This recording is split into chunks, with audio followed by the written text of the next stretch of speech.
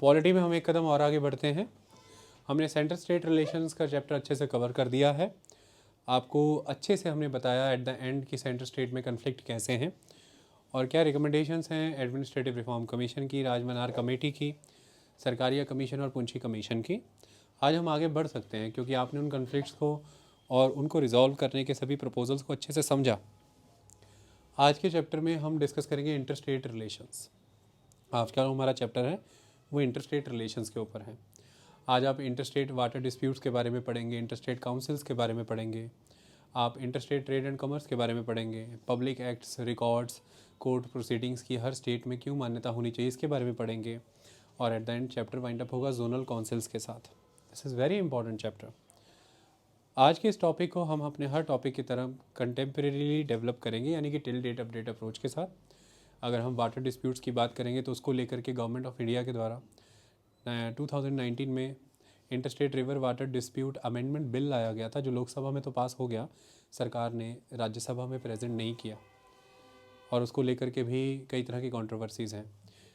इस चैप्टर में आज जब मैं इंटर स्टेट वाटर डिस्प्यूट का चैप्टर शुरू करने जा रहा हूँ, इसमें मैंने आपको कुछ ट्राइब्यूनल्स यहाँ पर लिखे हुए हैं, इनके बारे में मैं आपको बताऊँगा।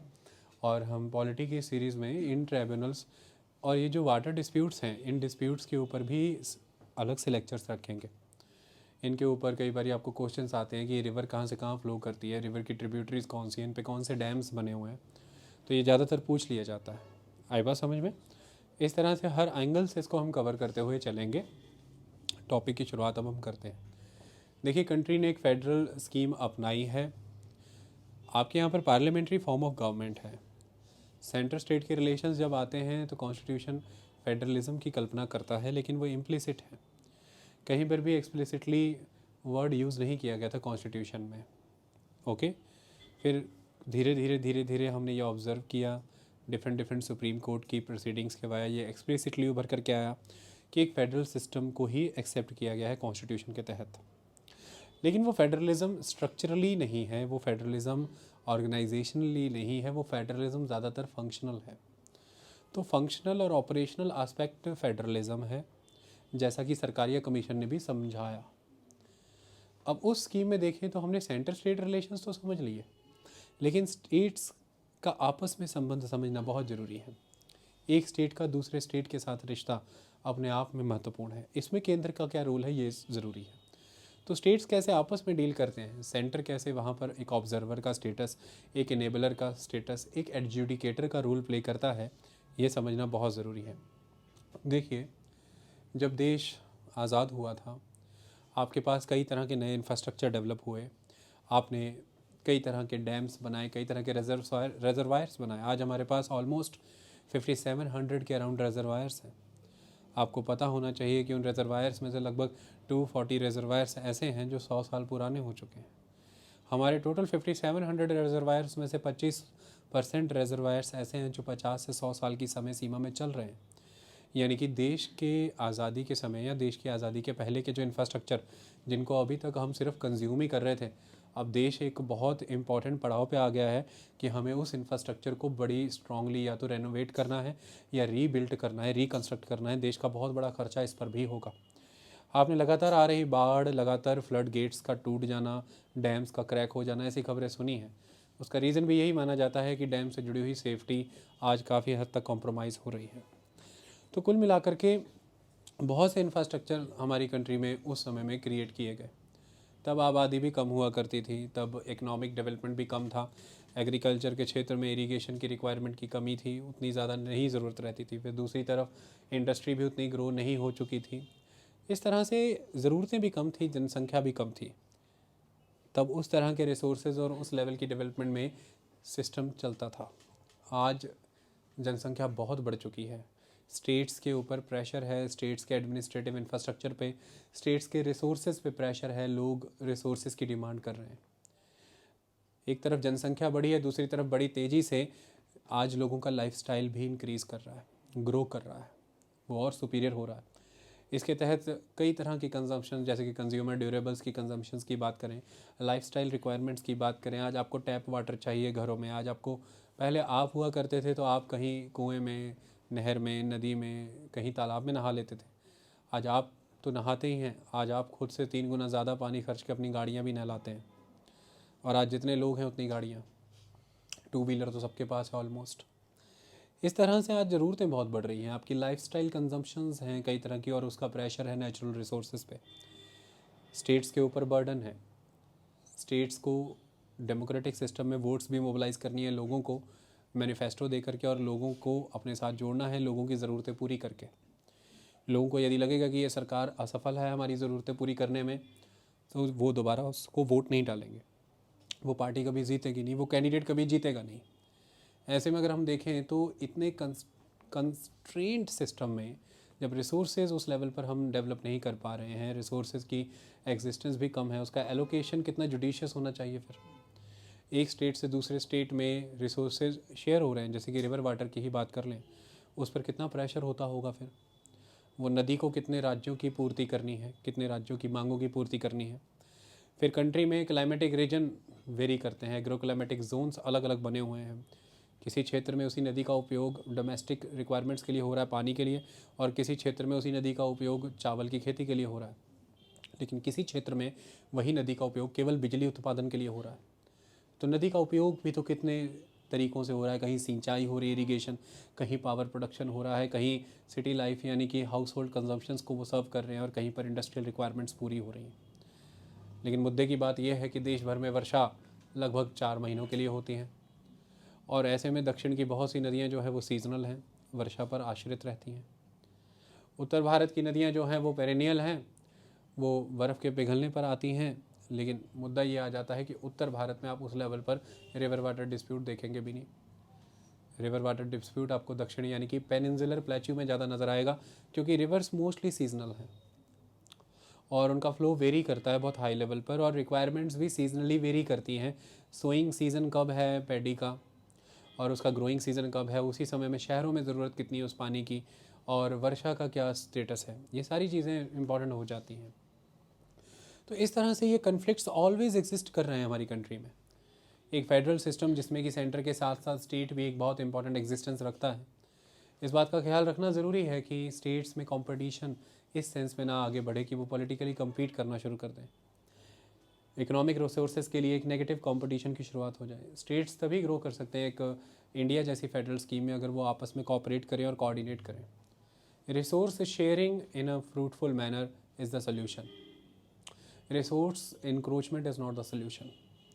हर राज्य यदि अपने अधिकारों की बात करते हुए उन संसाधनों का अधिग्रहण कर लेगा, उनका अतिक्रमण करेगा, तो फिर दूसरे राज्य के साथ उसके संबंध सौहार्दपूर्ण नहीं रह सकते। और भारत ने जो एक सिस्टम अपनाया है इकोनॉमी का, पॉलिटी का और एडमिनिस्ट्रेशन का, उसमें एक राज्य दूसरे राज्यों के साथ अपने संबंध तोड़ करके आगे भी नहीं बढ़ सकता, क्योंकि interstate communication, interstate trade and commerce, interstate sharing of the resources is indispensable part of the scheme of the Indian economy, polity and administration. आप अपने राज्य से पानी जाना बंद कर सकते हैं किसी दूसरे राज्य की ओर, लेकिन यह भी तो अनिवार्य है कि आपके राज्य के लोग दूसरे राज्यों में जा कर के नौकरियां कर रहे हैं, आपके राज्य के लोग दूसरे राज्यों के साथ व्यापार कर रहे हैं, आपकी फसलें दूसरे राज्यों में कंज्यूम की जा रही हैं। फिर वो उसी तरह की रोक आपके राज्य के सामान पर, आपके राज्य के लोगों पर, आपके राज्य की फसलों पर लगाएगा, उद्योगपतियों पर लगाएगा। वो राज्य आपके साथ बदला लेगा। अक्सर होता है कि पंजाब और हरियाणा के बीच में पानी का डिस्प्यूट रहता है, राजस्थान भी इसका हिस्सा है। पंजाब की तरफ से ये कह दिया जाता है कि पानी नहीं छोड़ा जाएगा, तो आप देखें कभी अगर ऐसा हुआ भी है तो हरियाणा पंजाब से जाने वाली बसों को आग लगाने शुरू हो जाते हैं, बसों के रूट रोक दिए जाते हैं, क्योंकि देखिए आप पूरे भारत भर से कनेक्टेड हैं वाया हरियाणा, दिल्ली से कनेक्टेड हैं वाया हरियाणा, फिर रेलगाड़ियाँ वहीं से होकर के आपके पास आती हैं। ये भी एक महत्वपूर्ण चीज़ है। तो आपको अपनी इम्पॉर्टेंट रिक्वायरमेंट इनपुट्स के लिए रेलगाड़ियों का चलना भी सुनिश्चित करना ज़रूरी है। तो ऐसे में ये तो तय है कि आप अपनी पावर के दम पर, अपनी फोर्स के दम पर, अपनी रिसोर्स के ऊपर, आपके राइट के दम पर उसे इंक्रोच करके नहीं चल सकते। आपको कॉपरेट करना है, कंपटीशन नहीं हो सकता। इस कॉपरेशन के लिए कुछ प्रबंध किए गए हैं संविधान के तहत। उन प्रबंधों को हमें पढ़ना है कि किस तरह के प्रबंध यहाँ पर रखे गए हैं। ज़्यादातर इन अरेंजमेंट्स की रिक्वायरमेंट हमें तब फील हुई जब 1956 में स्टेट्स का रीऑर्गेनाइजेशन हुआ, जब राज्यों का पुनर्गठन किया गया। राज्यों के पुनर्गठन में सबसे बड़ी समस्याएं हैं। देखिए पहले हमारी कंट्री में क्या हुआ करता था कि कोई किंगडम है, किंगडम के फ्लरिश होने का रीज़न ये हुआ करता था कि उस किंग के डिस्पेंस में बहुत से रिसोर्सेज हैं। आप अगर इतिहास काल से आ जाएं तो आपने देखा कि राजगृह का विकास इतना क्यों हुआ, यानी कि मगध साम्राज्य का विकास इतना क्यों हुआ, मगध अपने आप में ग्रो कैसे हुआ। उसका कारण आपने पढ़ा था कि वहाँ पर आने वाले घने जंगल, छोटा नागपुर के पठार और बाकी क्षेत्र झारखंड के, वह जंगल अपने आप में बहुत महत्वपूर्ण थे, जहाँ से उन्हें बहुत बड़े पैमाने पर लकड़ियाँ मिला करती थी, हाथी मिला करते थे युद्ध के लिए। फिर आपने पढ़ा कि वहाँ पर नदियों का होना, जिसकी वजह से जल दुर्ग बन जाने की परिस्थिति हो जाती थी, यानी कि सब तरफ से नदियाँ उस क्षेत्र को घेरे रखती थी और वहाँ पर आप जो फोर्ट बनाते थे, नदियाँ उन्हें नेचुरल प्रोटेक्शन प्रोवाइड करती थी। फिर आपने देखा था कि एक दिशा में पर्वत हुआ करते थे तो वो पर्वत भी नेचुरल बैरियर प्रोवाइड किया करते थे। फिर आपने देखा वहाँ पर मिनरल्स यानी कि लोहे का मिल जाना, जिसकी वजह से वेपन्स बन सकते थे, एग्रीकल्चरल इक्विपमेंट्स बन सकते थे।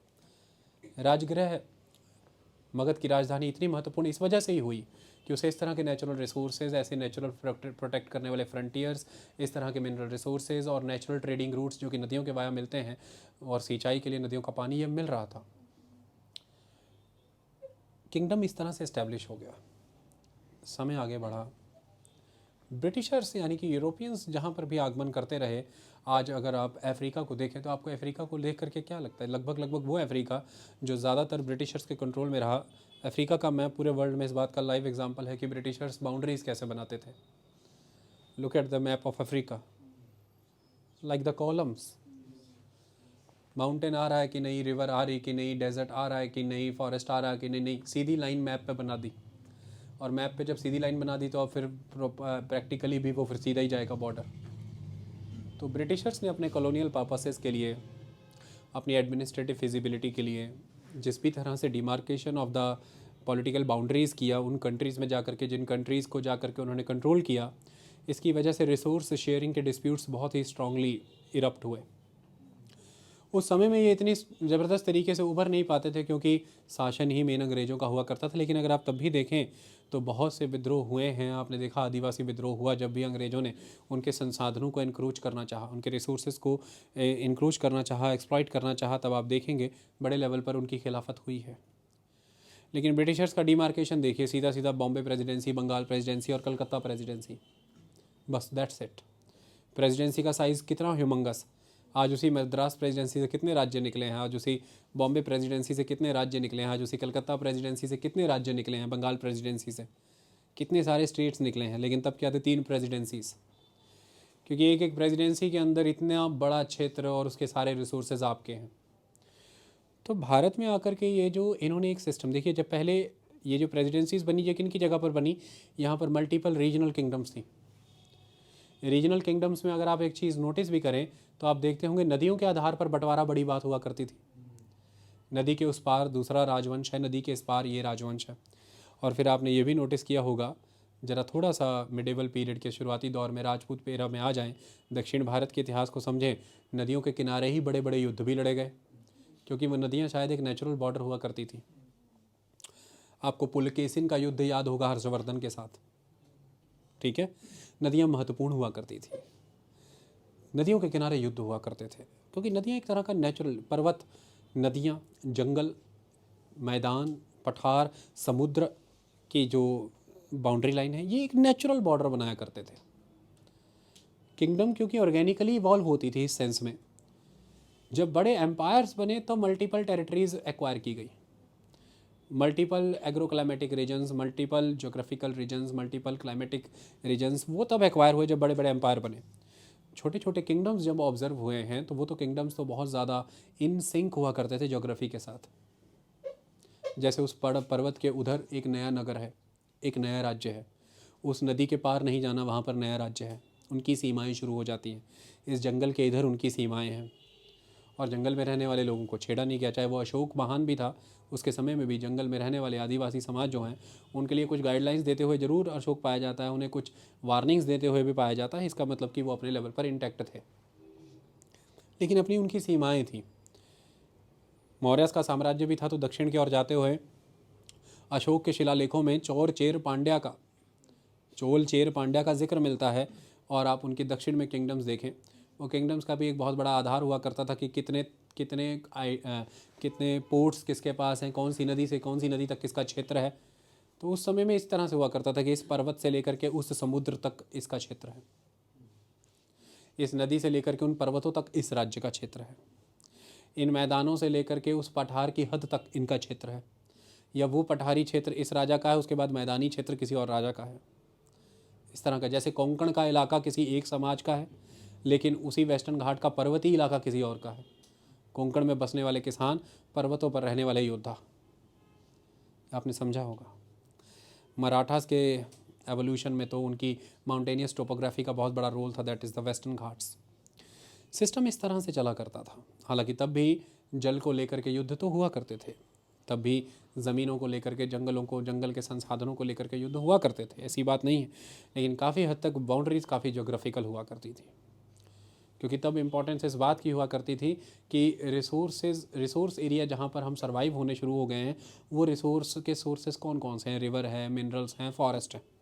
और हम सर्वाइव ही इसकी वजह से हुए हैं, तो हमारी किंगडम ही इसकी वजह से बनी है।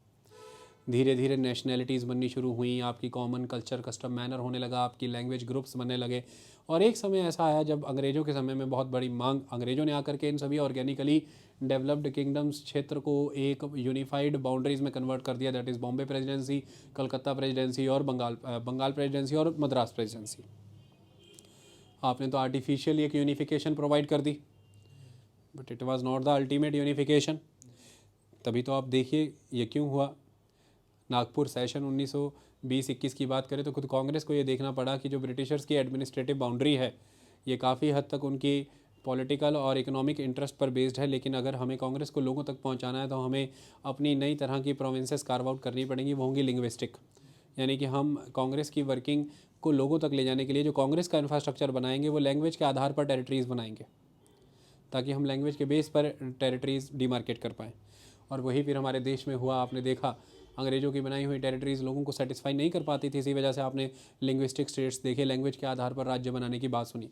अब जब लैंग्वेज के आधार पर राज्य बनाने की बात हुई तो फिर ये हुआ कि नेचुरली रिवर नहीं रुकती बॉर्डर के पार। आप लैंग्वेज के आधार पर एक राज्य की बाउंड्री बना सकते हैं। नदियाँ कहाँ सुनती हैं, पक्षी कहाँ सुनते हैं, पर्वत कहाँ सुनते हैं? किसने सुना इन चीज़ों को? देखिए, मान लीजिए आप महाराजा रणजीत सिंह का ही साम्राज्य ले लें, उस समय का कितने बड़े क्षेत्र को अपने अंदर ऑक्यूपाई करता था। वो रुकता था एक पॉइंट पर जाकर के एक पर्वत श्रृंखला में, दूसरी तरफ वो रुकता था एक समुद्र दिशा तक, तीसरी तरफ रुकता था वो एक लेवल पर यमुना तक जाकर के। तो इस तरह से देखिए नदियाँ हैं। अगर आप अमृतसर की संधि भी पढ़ें या दूसरी संधियाँ भी पढ़ें तो उसमें भी नदियों के इर्द गिर्द ही रोका जा रहा है। उन्हें सतलुज के एक पार रोका जा रहा है, सतलुज के दूसरी पार अंग्रेज है। तो नदियाँ हैं, तो या तो वो पर्वत से रुकते हैं या समुद्र से या नदियों से, उसके बीच का क्षेत्र उनका। लेकिन फिर अब आप खुद देखेंगे 1966 में क्या हुआ, पर्वतीय क्षेत्र हिमाचल के पास जा रहा है। हरियाणवी भाषा के बेसिस पर एक हिंदी स्पीकिंग रीजन जो है वो हरियाणा के पास जा रहा है। उसी भूभाग का एक हिस्सा, same geography, same topography, same land, everything is same, but वो पंजाबी स्पीकिंग है तो वो पंजाब के पास जा रहा है। और अब नदियाँ दो नई पॉलिटिकल यूनिट्स में बढ़ गई, पंजाब और हरियाणा। मतलब कि पहले ये क्या था, ये सेम लैंड था तो सेम ही रिवर फ्लो हो रही है, नो प्रॉब्लम एट ऑल। लेकिन अब वो बढ़ गई दो क्षेत्रों में, कई तो 3 क्षेत्रों में बढ़ गई, हिमाचल, पंजाब, हरियाणा में। लेकिन कभी ये यूनिफाइड हुआ करता था। ठीक है, तो अंग्रेज़ों के बाद जब हमने एक नई व्यवस्था को सृजन किया, उस व्यवस्था में ये होने लगा कि हमने लिंग्विस्टिक स्टेट्स की मांग की, और लिंग्विस्टिक स्टेट्स के तहत लैंग्वेज के आधार पर जब राज्य बने, उसमें नेचुरली ये बात तो क्लियर है कि एक रिसोर्स एक स्टेट से दो से 3, 4, 5 कई स्टेट्स तक, मल्टीपल स्टेट्स तक वो रिसोर्स की रीच होगी। ऐसे में हर स्टेट चाहेगा उस रिसोर्स को यूटिलाइज़ करना। वो किस प्रिंसिपल के बेस पे यूटिलाइज़ करे, उसके यूटिलाइजेशन के तर्क क्या होने चाहिए, ये सारे फ्रेमवर्क, ये सारी गाइडलाइन सेटल करनी ज़रूरी थी। आई बात समझ में? इसके तहत राज्यों के अधिकार राज्यों को समझाए गए, बताए गए, और 1956 के स्टेट्स रीऑर्गेनाइजेशन एक्ट के तहत कई क्लॉजेज इंसर्ट करके पानी से संबंधित मुद्दे और बाकी मामलों को उसमें डाला गया। ठीक उसी समय में जब स्टेट रीऑर्गेनाइजेशन हुआ, हमें नीड फील हुई, क्योंकि स्टेट लैंग्वेज के आधार पर रीऑर्गेनाइज हुए तो रिसोर्स शेयरिंग ये मैंडेटरी ही हो गया। उसके बाद कन्फ्लिक्ट्स भी आएंगे, ये भी क्लियर है। इसकी वजह से ही स्टेट्स रीऑर्गेनाइजेशन एक्ट के समय में ही आपको इस तरह की व्यवस्थाओं की उत्पत्ति होती नज़र आती है। और उन्हीं में से एक उत्पत्ति के बारे में आज हम पढ़ने जा रहे हैं, that is the interstate water dispute, जो कि इसका ओरिजिनल नेम है जिसे बाद में बदला interstate river water dispute. Okay, आज हम उसके बारे में पढ़ने जा रहे हैं आर्टिकल्स के वाया। चलिए अब समझते हैं चीज़ों को। देखिए, जब आप इंटरस्टेट रिलेशंस की बात करते हैं, चैप्टर का जो नेम है, उसमें इन 4 मुद्दों को हमें अच्छे से ऑब्जर्व करना है पूरे चैप्टर के दौरान। पहला, adjudication of interstate water disputes, यानी कि इंटरस्टेट वाटर डिस्प्यूट्स को कैसे एडजुडिकेट किया जाता है, इसमें पार्लियामेंट का क्या रोल है, सेंटर का क्या रोल है, इन चीज़ों को हमें देखना है। Second, coordination through interstate councils. हमने पढ़ाया था आपको आर्टिकल 263 के तहत इंटरस्टेट काउंसिल्स हैं, उनके तहत कैसे कोऑर्डिनेट किया जाए राज्यों के बीच में, केंद्र और राज्यों के बीच में, राज्यों के बीच में, केंद्र राज्य और राज्यों के बीच में, तो state to state, centre to state, centre states and states. Okay. Mutual recognition of public acts, records and judicial proceedings. किसी भी एक राज्य के पब्लिक एक्ट्स हैं, मतलब वहाँ के कोई कानून बने हैं, लॉज हैं, एक्ट्स हैं, उनके कोई रिकॉर्ड्स हैं, डाटा मेंटेन करते हैं वो सरकारी दस्तावेजों के तौर पर, और जो भी जुडिशियल प्रोसीडिंग्स वहाँ पर हो रही हैं उन सभी की म्यूचुअल रिकॉग्निशन होनी चाहिए पूरे भारत भर में। एक राज्य के दूसरे राज्य में, दूसरे राज्य के तीसरे राज्य में कानूनों की पालना हो रही है, उनको रिकॉग्निशन किया जा रहा है। ठीक है, ये ज़रूरी था, मैंने ये क्लॉज समझाया भी था। Freedom of interstate trade, commerce and intercourse. Okay, तो इन 4 मुद्दों पर हम बात कर रहे हैं। पहला है इंटरस्टेट वाटर डिस्प्यूट की बात करें, दूसरा इंटरस्टेट काउंसिल के माध्यम से कैसे कोऑर्डिनेट किया जा सके, तीसरा है किस तरह से हम रिकॉग्नाइज करें जो भी उनके पब्लिक एक्ट्स हैं, रिकॉर्ड हैं या जुडिशियल प्रोसीडिंग्स हैं, और चौथा है इंटरस्टेट ट्रेड, कमर्स, इन सारी चीज़ों को हमें फ्री करना है। कमर्स और इंटरकोर्स ये फ्री होना चाहिए। आप लोग एक राज्य से दूसरे राज्य फ्रीली जाते हैं ना, आपको बड़ी परेशानी होती है। जब अभी कोविड-19 के दौर पर अलग अलग राज्य अलग अलग प्रतिबंध लगा रहे थे, आप परेशानी महसूस कर रहे थे, लेकिन आज की डेट में क्या है, सिंपली आप एक एंट्री फीस भरते हैं, उस राज्य में आप एंटर हुए, उनका नाका भरिए, टोल भरिए, आप जाइए। आपको कभी नहीं रोक सकते, आप पंजाब से आप नहीं जा सकते। ये हुआ था भारत में पंजाब के साथ किसी ज़माने में, जब एशियन गेम्स हुए थे, जब जब पंजाब से दिल्ली की ओर जाना था, हरियाणा में फ्रिस्किंग हुई थी, रोका गया था कि ये पर्टिकुलर ग्रुप नहीं जा सकता, तो देखिए उसने क्या माहौल बना दिया था। तो ये इंटरकोर्स का फ्रीडम एक बहुत बड़ा फ्रीडम है, क्योंकि हम एक सिंगल सिटीजनशिप को फॉलो करते हैं, तो ऐसा नहीं हो सकता कि किसी एक राज्य के लोगों को जाने ना दिया जाए। इसी से एक वर्ड जन्मा था कि हम 2nd ग्रेड के सिटीजन हैं। अगर सिंगल सिटीजनशिप थी तो ऐसा क्यों हुआ फिर, मतलब दूसरे स्तर की नागरिक हैं हम, पहले स्तर के नहीं हैं। हिमाचल वाले जाएंगे, छत्तीसगढ़ वाले जाएंगे, झारखंड वाले जाएंगे, यूपी वाले जाएंगे, बिहार वाले जाएंगे, जब पंजाब से जाएंगे तो चेकिंग होगी। ये क्या मतलब है? ओके, छोटी छोटी चीज़ें हैं जो संविधान में दी गई हैं, थोड़ा भी डिस्टॉर्ट करो तो हिला के रख देते हैं। अब हम उसी पर आगे बढ़ते हैं। जो पहला एस्पेक्ट है that is the interstate water dispute. ये किस चीज़ की बात करता है? हमें पहले ये समझना पड़ेगा कि कॉन्स्टिट्यूशन में सिस्टम गिवन कहाँ है। देखिए, कॉन्स्टिट्यूशन के 7th शेड्यूल के अंदर 3 लिस्ट गिवन है। Union list that is the first list, state list that is the second list, concurrent list that is the third list. You have 3 list. इसको first, second, third जब कहा जाए तो कभी confuse नहीं करना है, इसलिए मैंने सीक्वेंस दे दिया। थर्ड लिस्ट कौन सी है? It is concurrent, it is not the state list. Second list कौन सी है? और फर्स्ट लिस्ट? 3 लिस्ट है। तीनों लिस्ट में सब्जेक्ट मैटर्स दिए हैं शहर, जिन सब्जेक्ट मैटर्स के तहत रिस्पेक्टेड पॉलिटिकल अथॉरिटी का, रिस्पेक्टेड पॉलिटिकल यूनिट का जुरिस्डिक्शन क्लियर है। जैसे लिस्ट 1 में जुरिस्डिक्शन किसका है, लिस्ट 2 में जुरिस्डिक्शन किसका है, और लिस्ट 3 में जुरिस्डिक्शन किसका है? Very good. लिस्ट 1 में पार्लियामेंट का, लिस्ट 2 में that is state legislature, list 3 that is parliament and state legislature both. Good girl. Lectures देखिए कैसे मुंह से निकलते हैं जब ढंग से पढ़ा हो, जबकि लॉ की हुई है इन्होंने, तब मुंह खुलता नहीं था। आप सुने ध्यान से। तो कॉन्स्टिट्यूशन के अंदर जब लिस्ट है, लिस्ट के अंदर कंटेंट है, कंटेंट का एक अरेंजमेंट है, कन्फ्लिक्ट यहीं पे है। कहाँ पे है? कॉन्स्टिट्यूशन की एंट्री 7 जो स्टेट लिस्ट में है वो बात करती है इस विषय पे, water supply, irrigation, canal, drainage, embankment, water storage, water power. यानी कि राज्य, स्टेट एंटाइटल्ड है इन चीज़ों पर कानून बनाने को लेकर के, लॉ बनाने को लेकर के, क्योंकि एंट्री 17 वाटर का जो यूजेज है वो राज्यों को दे रहा है। Water is the subject of the state. किसी को इसमें कोई डाउट? किस किस तरह से वाटर सप्लाई, आपके घरों में जो पानी आ रहा है, irrigation, water supply, irrigation, canal, drainage, embankment, water storage, water power. Clear?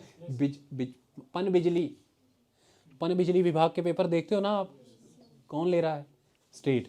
तो पन बिजली, पानी को स्टोर, रिजर्वायर्स, वाटर स्टोरेज, पानी की टैंकियों में स्टोर करते हो, तालाबों में स्टोर करते हो, हर जगह पे वाटर स्टोरेज किसका? राज्य। तो जब ऐसे कोई मुद्दे आए, तालाबों के मामले, रिजर्वायर, तो ध्यान रखें कि राज्य। आई बात समझ में? फिर ड्रेनेज, जितना भी ड्रेनेज है, यानी कि आपके राज्य से जो नदी बह रही है, ड्रेनेज। फिर एम्बैंकमेंट, उसके किनारे सारे के सारे, सिंचाई, नहरें, नहरी विभाग पेपर नहीं होता, नहरी विभाग का पेपर, जेई का एग्ज़ाम इरिगेशन डिपार्टमेंट, जेई का एग्ज़ाम कनाल डिपार्टमेंट, इस तरह से नहरी विभाग आपने सुना होगा। तो कनाल, पानी सप्लाई, ये सब राज्य के।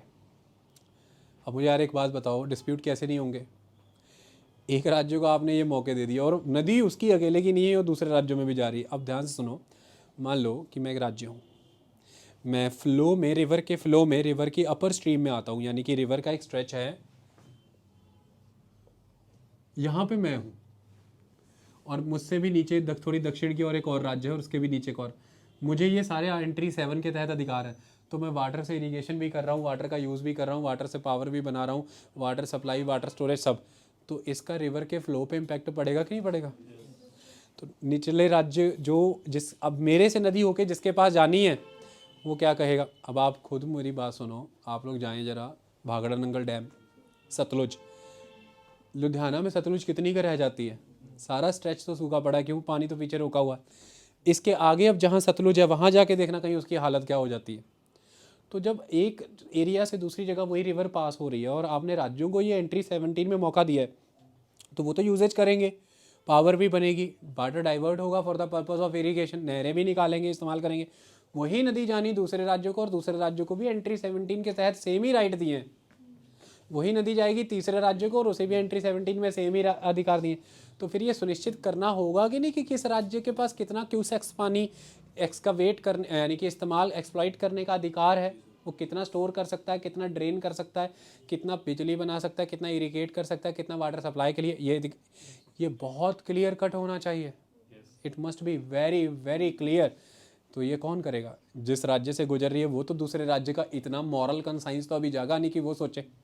और जिस राज्य की ओर वो नदी जानी है इस राज्य से हो गए, वो भी नहीं कहेगा कि तुम ऐसा करो, तुम रखो पहले सारा है।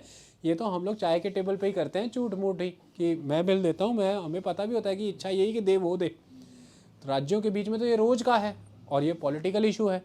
तो वहाँ पर वो राज्य भी नहीं कहेगा ऐसा करो, तुम अपनी ज़रूरतें पूरी कर लो पहले खेतों की और सारी, फिर हमें भेज देना, कोई बात नहीं, हम आपके बगल वाले ही हैं, हम आपके पड़ोसी हैं। वो फिर लगेगा अपनी ज़रूरतें पूरी करने और ज़िंदगी में कभी पानी पहुँचेगा ही नहीं वहाँ तक। लेकिन जब बाढ़ आएगी, जब पानी का लेवल बड़ा हो जाएगा, तब कहेंगे अब हमें इतनी ज़रूरत नहीं है, तब रिजर्वायर छोड़ देंगे, तब बहेगा तो वो भी, वो कहेगा ये क्या किया बेटे, कभी पहले पानी आता नहीं था, हमने तैयारियां कोई की नहीं रखी थी, ना नहर खोदी ना कुछ, आज तुमने ये बहाव किधर से छोड़ा है? नदी सूखी हुई थी हमारे, तो लोग जाके घर बना के बैठ गए थे नदी में। यही होता है ना, हमारे तो लोग घर बटा के बैठ गए, बकरवाल आ गए, गुज्जर आ गए, टेम्परेरी बस्तियां बसा ली उन्होंने नदी के भीतर ही, और इधर से तुमने पानी छोड़ दिया, बाढ़ आ गई। कौन चाहिए फिर जो इन सब के थोड़ा सा अलग होकर के इसे न्यूट्रली देखें? तो अब आ जाती है एंट्री 56, सेंटर आ जाता है। एंट्री 56 यूनियन लिस्ट में है, यहीं से सेंटर स्टेट का कन्फ्लिक्ट शुरू होता है। एंट्री 56 यूनियन लिस्ट की कहती है regulation and development of interstate river and river valley. Interstate river और river, interstate river water, interstate river valley का रेगुलेशन और डेवलपमेंट, ये एंट्री 56 यूनियन की है। क्योंकि जैसे ही नदी अंतरराज्यीय हो गई, एक राज्य से दूसरी जगह जाती है, तो उसका रेगुलेशन, उसको रेगुलेट करना कि कितना पानी छोड़ा जाए, कितना पानी उसमें बहेगा, क्योंकि उसके जीव जंतुओं के लिए पानी की मात्रा चाहिए भी, कितना पानी उसमें बहेगा, कितना पानी छोड़ा जाए, कितना पानी उसका स्टोर हो, कितना पानी स्टॉक हो। रेगुलेशन में तो फिर सब कुछ ही आ गया, regulation is a very vague term. और डेवलपमेंट, पानी का विकास करना, नदी का विकास करना, तो एम्बैंकमेंट और अदर एस्पेक्ट्स है कि नहीं। तो regulation and development of interstate river water, interstate river water valley, water ही नहीं कही, रिवर ही नहीं, वैली, क्योंकि एक नदी जो मस्त चाल में बहती है उसका एक अपना बेसिन होता है। जैसे आपका वाश बेसिन होता है, वो ये है कि आपकी जो टैप से पानी बह रहा है उसका एक पूरा बेसिन है ना, कि वो मैक्सिमम इधर उधर ही बिखर रहा है। इसी तरह नदी का बेसिन है कि उसे कहाँ कहाँ से आकर के पानी मिल रहे हैं और वो अपनी पानी के माध्यम से किस किस क्षेत्र तक पानी पहुँचा रही है। आई बात समझ में? कई बार ऐसा होता है कि वो नदी एक्चुअल में आपके स्टेट से नहीं बह रही, बट आपका स्टेट उसका बेसिन है, आपका स्टेट उसका बेसिन है, क्योंकि आपके क्षेत्र से कोई नदी आकर के उस नदी के साथ मिलने का काम कर रही है, तो आपका राज्य भी उसका बेसिन है। जैसे यमुना जिन जिन राज्यों में बह रही है वो गंगा से मिल रही है, तो वो राज्य भी फिर गंगा के बेसिन हो गए। गंगा तो सीधे नहीं बह रही, लेकिन गंगा के